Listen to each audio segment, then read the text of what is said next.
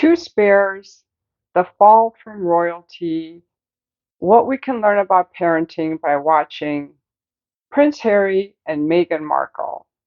I've been following these two for quite some time. I made a video when they had the Oprah interview, and at that time I really believed everything she said. She seemed so genuine to me. I fell for the whole thing. But over the past years, I've been watching different videos. A really good one is Royal News Network, but there are many who are exposing the selfishness and narcissism and laziness and lack of fashion sense and cruelty of Meghan Markle. If you haven't been following them, you may not know. I would recommend Royal News Network. She does a really good job covering the royals. She went to London for, oh, I don't know, all the events going on. Like she travels around and is getting her PhD in history, and she does a really good job, creates a lot of content, and I just love watching her videos. But it's very interesting because you may have also seen the South Park episode mocking Harry and Meghan. They left the royal family because they wanted privacy, but then they're always constantly, having like paparazzi come out and take pictures of them for doing nothing. And the show was called The Privacy Tour, where they're going around with signs saying, "We want our privacy, we want our privacy." And Harry came out with a book called Spare, which in a way is a little bit heartbreaking because his older brother William is heir to the throne. And so he, in essence, is a spare or not as good or not as important. And it must have been very difficult to be raised knowing that your brother is going to be the king and have all this attention and you're just a spare. But on the other hand, it gives you more opportunities to do things that you want because being a prince isn't as glamorous, I think, as people think it is. You're constantly in the limelight. You have a role to play and a purpose in the public eye, and you have to maintain this image. And you're not free to go and do whatever the fuck you want, like I can. But what's interesting now is that Meghan Markle, who was sort of a middling actress on a show called Suits, I'd never heard of her till she came on the scene dating Harry. She worked her way up to try to get like a rich guy, and she succeeded. She got Prince Harry, and she became a royal. And I expected her to become part of the royal family and do royal duties, but that was never her plan. Her plan was, as Royal News Network says, Hollywood, baby. That's where the stars are. That was her ultimate goal. So they had to deal with Netflix, they had to deal with Spotify, but they put out no content for 2 years. And the only content they made was trying to get attention, talking bad about the royal family, and they were basically just seen as grifters. Spotify dropped them. No one picked up her podcast because they didn't put on any content for 2 years, and then what they did put out wasn't very good. So she's basically now back to being an influencer, and she embarrasses herself constantly at these public events that she still manages to get invited to, and everything has to be about her. But the interesting thing is that Prince Harry is still totally besotten to her and is constantly trying to get her approval. When I talk to men at the time that these two were dating, a lot of men were telling me that Harry was a simp, just doing whatever she wanted. They disrespected him, and he's still doing that. He's constantly trying to bring her along to please her because she wants the spotlight, and he helps her get it. She walks in front of him, she disrespects him, and I think she's frankly repulsed by him because he's such a simp. It's really hard to respect a man who has no boundaries or self respect himself. So I can see why she's repulsed by him. I find him a little bit repulsive myself. Sorry, Harry, if you're watching this, which you're not. Um, but how did these two get this way? Now, these two have a couple things in common, which is what I thought about today, is both of them were abandoned by their mothers, okay?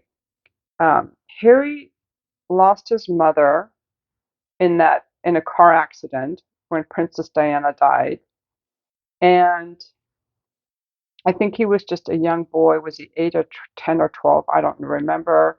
I don't know all the details. I don't really follow the royals that closely. But what happens when a parent dies, a lot of times these children are coddled.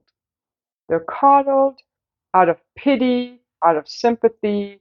So it's easy for some parents and relatives to expect less of this person. Poor you, your mother died. We're not going to make you do things. We're going to make life easy for you because your mother died. This happens quite often. And then you end up with this coddled, imbecile adult that never really learned to grow up. Okay? So that's what I believe happened with Harry. I believe that they coddled him the same way that Hunter Biden was coddled when his mother died, when he was a toddler in that car accident. I believe he was also coddled. And when you coddle children, I'm making this as a parenting video, parenting gone wrong. When you coddle your children, you put them in a straitjacket of development. You make them really entitled, and you don't let them develop empathy, cooperation, and finding their own sense of meaning. They just become lazy, entitled narcissists. And these children are not punished or given consequences for their misbehavior. So they learn they can get away with things. Someone's always going to clean up for them. Casey Anthony is another example of that. As an She skipped so many of her high school classes that she wasn't allowed to graduate, and she told her parents, "I want a party anyway. I don't want anyone to know I'm not graduating." And her parents threw her a party. They coddled her. So when she decided she didn't want to deal with her daughter and put her in the back of the trunk, she probably thought she could get away with it or talk her way out of it. You see these female criminals in court, they're always trying to talk their way out of things because it's always worked for them. Amber Heard is another example. I don't know if she was abandoned by her parents. I don't know, probably in some way. So so Harry was abandoned by his mom, not on purpose. The mom died, but it feels like an abandonment, and he was coddled. And the same thing happened with Meghan Markle because her mother abandoned her. To this day, we do not know why her mother disappeared for 10 years. Was she in prison? Was she on a drug run? Did she run off with some guy?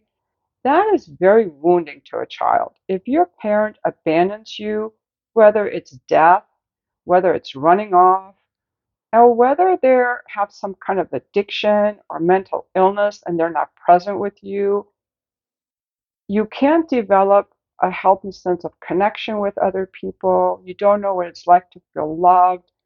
And you often aren't taught how to process your grief. Like these people need to do a lot of therapy to feel whole, okay? Because it's a great wound. But in Megan's case, she was also coddled by her father. Her father is obviously also a simp. You can see it on his face. When I say simp, that's not kind. A people pleaser, codependent type of guy. And he bent over backwards to make life easy for Meghan. He was, I think, a lighting person on the film set. He worked on the show, Married with Children, and Meghan would come along with him after school because there was no mom at home. So she was around her dad a lot, and she wanted to be in the limelight. And he paid for her acting and her singing and did whatever whatever she wanted because, she was this little girl and she lost her mom, so he tried to overcompensate. And she has abandoned her dad. She's very mean to him. She wants nothing to do with him because he's an old, fat, ugly guy and he's an embarrassment to her. Okay? He raised her to be this entitled bitch. And Harry was also raised to be entitled. So both of these people were raised to be entitled because their parents abandoned them and everybody else stepped in to overcompensate and let them get away with whatever. But in Meghan's case, we also have the jealousy syndrome. And for Harry too, we have the jealousy syndrome. You see, I already talked about how Harry was the spare to his brother, and he grew up knowing he would never be the king. It would be William and then William's kids, and there's a whole line in order that they go. And so he felt not as important. Now, a lot of us struggle with this feeling of not as important. I have struggled with this myself, okay? But let's go back to these two. Meghan grew up on the film set and she felt not as important. She was watching Christina Applegate or whatever other actors they were, and she was in the Hollywood scene because her dad worked on the film on the films as a lighting person. So she saw the celebrities, and I think she wanted that for herself. I don't think that she ever, and neither did Harry, develop that ability to feel valued and enjoy life and know how to feel satisfied with the life they could create. They always wanted to be more important, more rich, have more limelight, both of them. So this is a thing that we all have to deal with though, okay? Because I know when I've lived in neighborhoods where everybody had more money than me, like I had a really hard time with it myself, so I have some compassion. But you can't you got to come to grips with it in yourself. Like, why do I think I'm less than just because I have less money or less status or less celebrity? Okay, that's what we have to come to grips with. But these two did not. So they're constantly prancing around on the stage, especially Meghan Markle, trying to get the attention of the public to be the celebrity person. But because she doesn't have any acting skills, she doesn't have any talent, she doesn't have a work ethic, she's just making a fool of herself. And Harry totally besotted to her, just trying to get her approval because he doesn't realize that he's caught in a pattern of approval seeking, is making himself look really bad. So this is parenting gone wrong, in my opinion. This is parenting gone wrong. I have a playlist called Parenting, which is me summarizing chapters in the book Active Parenting. I've only done the first 4 chapters. I have a few more to go, but the main thing is that kids have to be raised to be valued and appreciated, and they need consequences so they can grow into healthy, productive adults, not these um, entitled people, entitled. And I don't think that Meghan ever had to work that hard in her life because she doesn't have a work ethic. I think that her dad bent over backwards to spoil her. And, he created kind of this person. That's what I think. With these two, it's very obvious what their flaws are. With a lot of people, we don't see their flaws because they hide them so well. um, so, parenting gone wrong. What we can learn from Harry and Meghan. And thank you for watching my video. By the way, today's my birthday.